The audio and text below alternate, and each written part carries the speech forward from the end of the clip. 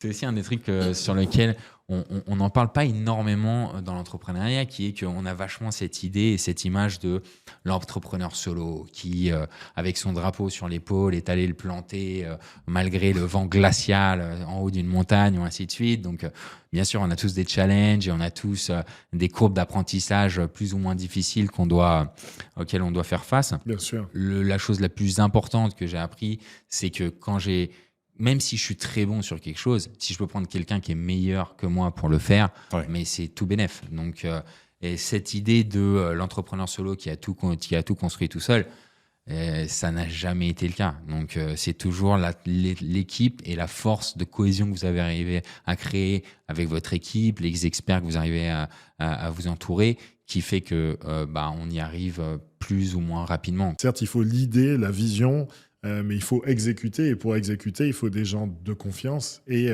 compétents. Ça a été, c'est-à-dire que quand on a cette approche qu'il faut qu'on fasse tout seul ou que toute la stratégie doit se reposer sur une seule personne, j'ai vu tellement d'entrepreneurs faire des burn-out par rapport à ça. C'est pas soutenable en fait sur le long terme. Donc non, c'est vrai que c'est quelque chose de fondamental et qui fait souvent la différence dans la réussite des sociétés.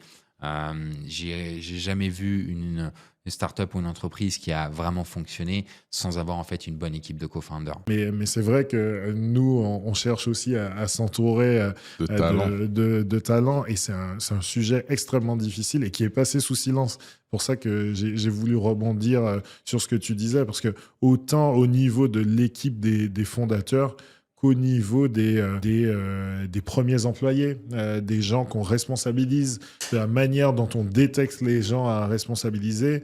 C'est un peu ce qui se fait en cabinet aussi, parce que on parle de cabinet, ça a l'air d'être une énorme structure monolithique, mais chaque associé a un peu ses personnes de confiance et fait confiance à ces personnes pour trouver la nouvelle génération qui va monter et être positionnée sur de nouveaux dossiers.